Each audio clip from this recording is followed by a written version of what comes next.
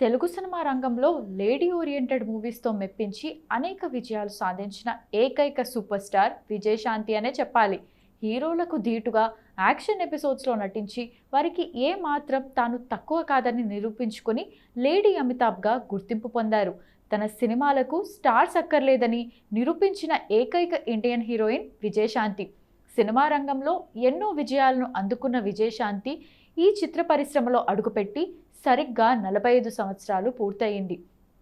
అంతేకాకుండా 1983 అక్టోబర్ 15న తన కెరియర్లోనే బిగ్గెస్ట్ హిట్గా నిలిచిన నేటి భారతం చిత్రం విడుదలై నేటికి 40 ఏళ్ళు పూర్తయింది. ఇలా ఈరోజు ఆమెకు మరెంతో ప్రత్యేకం. ఇదే విషయాన్ని విజయశాంతి తన సోషల్ మీడియాలో తెలిపారు. 7 ఏళ్లకే బాలనటిగా ఎంట్రీ. జూన్ 24, 1966న వరంగల్లో జన్మించి మద్రాసులో పెరిగింది విజయశాంతి. తన పిన్నిగారు అయిన విజయలలిత కూడా అలనాటి తెలుగు సినిమా నటే. విజయశాంతి అసలు పేరు శాంతి. ఆమె తెర పేరులోని విజయ తన పిన్ని విజయలలిత పేరు నుండి గ్రహించబడింది. విజయశాంతి తన 7వ సంవత్సరంలోనే బాలనటిగా సినీ రంగంలో ప్రవేశించినట్లు సమాచారం ఉంది. కానీ ఆమె బాలనటిగా నటించిన చిత్రాల వివరాలు అందుబాటులో లేవు. ఆమెను కథానాయికగా తెరకు పరిచయం చేసింది ప్రముఖ తమిళ దర్శకుడు భారతీరాజా. ఆయన దర్శకత్వంలో 1979లో వచ్చిన తమిళ సినిమా కల్లుక్కుల్ ఈరంలో కథానాయికగా విజయశాంతి మొదటి సినిమా. తెలుగులో విజయశాంతి తొలి చిత్రం అదే ఏడాది అక్టోబర్లో ప్రారంభమై ఆ తర్వాత ఏడు విడుదలైన కిలాడి కృష్ణుడు. ఈ చిత్రంలో హీరో సూపర్ స్టార్ కృష్ణతో ఆమె నటించింది. ఈ చిత్రానికి దర్శకురాలు విజయ నిర్మల. మొదట్లో గ్లామర్ పాత్రకే పరిమితం విజయశాంతి కథానాయికగా పరిచయమైన మొదటి 4 సంవత్సరాల పాటు గ్లామర్ పాత్రలు పోషించింది. వాటిలో చెప్పుకోదగినవి ఏవీ లేనప్పటికీ ఉన్నంతలో ఎన్టీఆర్, ఏఎన్ఆర్ల కలయికలో వచ్చిన సత్యం శివంలో ఆమె పోషించిన పాత్ర కొద్దిగా చెప్పుకోదగింది. ఈ 4 ఏళ్లలో ఆమె ఎక్కువగా తమిళ చిత్రాల్లోనే నటించింది. విజయశాంతికి తెలుగులో నటిగా గుర్తింపు తెచ్చిన సినిమా టి. కృష్ణ దర్శకత్వంలో ఈ తరం సంస్థ 1983లో నిర్మించిన నేటి భారతం. ఇలా క్రమంగా కథానాయికగా ఒక్కో సినిమాలో నటిస్తూ దక్షిణ భారత చలనచిత్ర చరిత్రలోనే మరే నటి అందుకోలేని స్థాయికి చేరిందని చెప్పవచ్చు. ఈ సినిమాతో మరో తార ఉద్భవించింది. 1983లో టి. కృష్ణ రూపంలో అదృష్టం విజయశాంతి తలుపు తట్టింది. ప్రజానాట్య మండలి నాటకాల ద్వారా ప్రగతిశీల భావాలు గల ప్రయోక్తగా అప్పటికే పేరొందిన టి. కృష్ణ తొలిసారిగా ఒక తెలుగు చలనచిత్రాన్ని రూపొందిస్తూ అందులో ఒక ప్రధాన పాత్రకు అనేక మందిని పరిశీలించిన పిమ్మట విజయశాంతిని ఎంచుకున్నాడు. ఆయన నమ్మకాన్ని నిలబెడుతూ ఆ చిత్ర కథానాయక పాత్రలో విజయశాంతి జీవించిందని చెప్పవచ్చు. దీంతో నేటి భారతం సినిమా ఘన విజయానికి విజయశాంతి ప్రధాన కారణమైంది. అలా అప్పటికే తెలుగు తెరపై జయసుధ, జయప్రద, శ్రీదేవి, మాధవి వంటి వారు అప్పటికే తెలుగు పరిశ్రమలో పాతుకుపోయారు.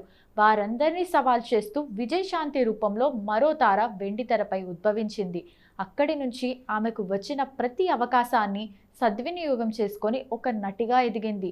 నేటి భారతం చిత్రంలో తన నటనకు మొదటిసారిగా ఉత్తమ నటిగా ఆంధ్రప్రదేశ్ ప్రభుత్వం నుండి నంది అవార్డును కూడా గెలుచుకుంది. 2 పడవల ప్రయాణం. ఆ తర్వాత 2 ఏళ్ల పాటు 2 పడవల ప్రయాణంలా సాగింది విజయశాంతి సినీ పయనం.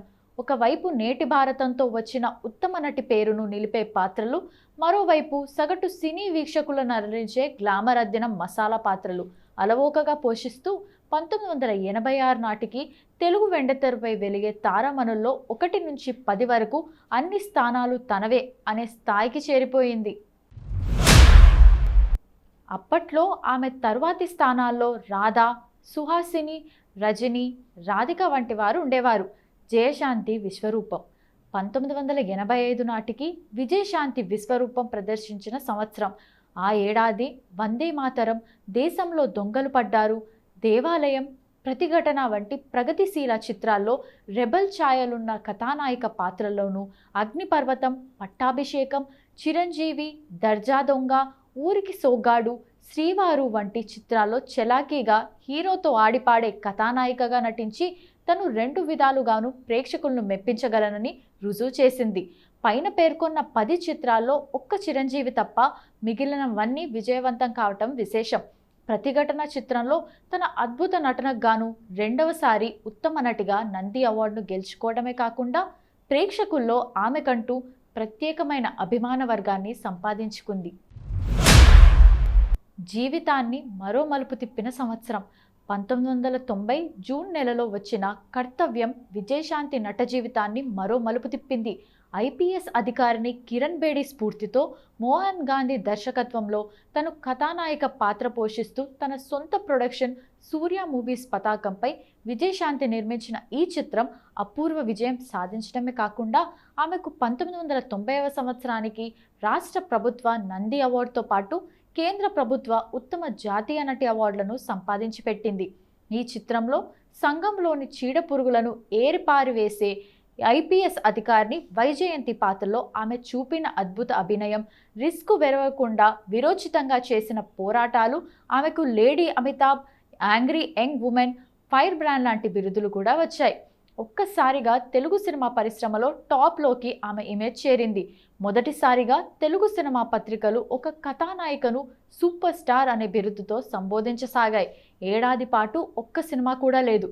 1993లో వచ్చిన పోలీస్ లాకప్ తర్వాత వరుసగా 2 ఏళ్ల పాటు ఆమెకు సిల్వర్ జూబ్లీ సినిమాలు కరువయ్యాయి.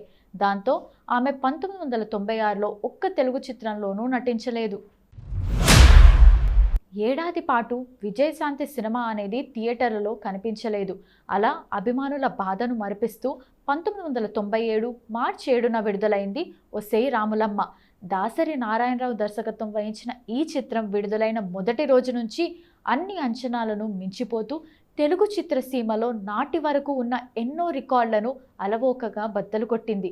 అదే ఏడాది విడుదలై విజయవంతమైన హిట్లర్, అన్నమయ్య, తొలి ప్రేమ, ప్రేమించుకుందాంరా వంటి చిత్రాల కంటే మిన్నగా వసూలు సాధించిపెట్టింది. అప్పటికి ఏడాది పాటు సినిమాలకు దూరంగా ఉన్న బాక్సాఫీస్ వద్ద విజయశాంతి హవా ఏ మాత్రం తగ్గలేదని నిరూపించిందా చిత్రం. 4వసారి ఆంధ్రప్రదేశ్ ప్రభుత్వ ఉత్తమ నటిగా నంది అవార్డును ఆమెకు అందించింది. అప్పటి నుంచి ప్రేక్షక జనం ఆమెను అభిమానంతో రాములమ్మగా పిలవడం ప్రారంభించారు. ఆ చిత్రం రాష్ట్ర వ్యాప్తంగా సినిమా థియేటర్ల వద్ద రేపుతున్న సంచలనం సద్దుమణగక ముందే 1997 జూన్ నెలలో ఆమె ఎవరూ ఊహించని విధంగా అప్పటి కేంద్ర హోంమంత్రి ఎల్కే అద్వానీ సమక్షంలో భారతీయ జనతా పార్టీలో చేరి మరో సంచలనం సృష్టించింది. ఒసేయ్ రాములమ్మ తర్వాత విజయశాంతిని ఘన విజయాలు పలకరించడం మానేశాయి. తర్వాత కొన్ని సినిమాలు తీసినా అవి అంతగా మెప్పించలేదు. అలా సుమారు 13 ఏళ్ళు బ్రేక్ తీసుకొని మహేష్ బాబు సరిలేరు నీకెవరు చిత్రంతో రీఎంట్రీ ఇచ్చింది. ఇలా ఆమె సినీ పరిశ్రమలో అడుగుపెట్టి 45 ఏళ్ళు పూర్తి అయినా నేటికి ఆమెకున్న క్రేజ్ ఏమాత్రం తగ్గలేదు. విజయశాంతి జీవితంలో అత్యంత ముఖ్యమైన విషయాలు: ఆమె 1987లో మోటూరి శ్రీనివాస్ ప్రసాద్ అనే వ్యక్తిని ప్రేమించి పెళ్లి చేసుకున్నారు. అతను ఎన్టీఆర్ పెద్దల్లుడు, గణేష్ రావుకు స్వయాన మేనల్లుడు.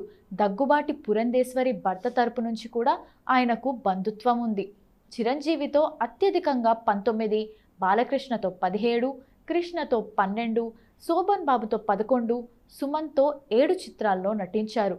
తెలుగులో మాత్రమే కాకుండా భారతదేశంలోని ఏ భాషలోనూ విజయశాంతి కన్నా ఎక్కువ కథానాయిక ప్రాధాన్యత ఉన్నవి చిత్రాల్లో నటించిన మరో నటి లేరు.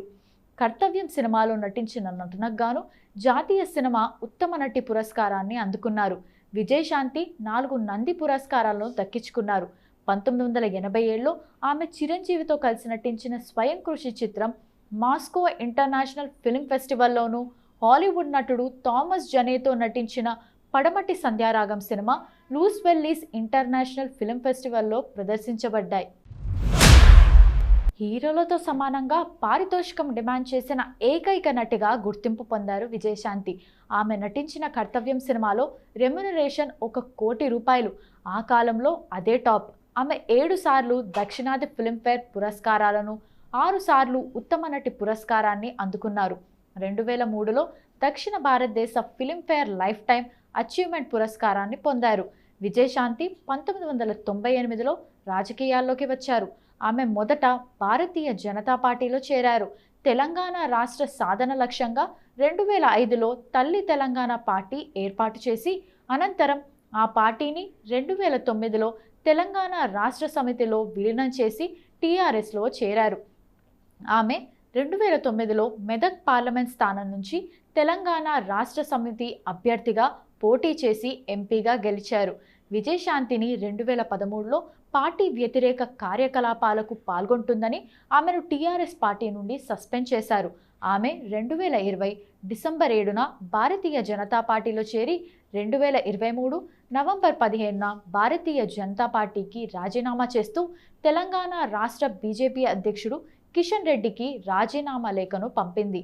ఆమె నవంబర్ 17న హైదరాబాద్లో ఏఐసిసి అధ్యక్షుడు మల్లికార్జున ఖర్గే సమక్షంలో కాంగ్రెస్ పార్టీలో చేరింది. ఆమెను నవంబర్ 18న కాంగ్రెస్ పార్టీ ఎన్నికల ప్రచార committee, planning committee chief coordinator, కన్వీనర్గా నియమించారు.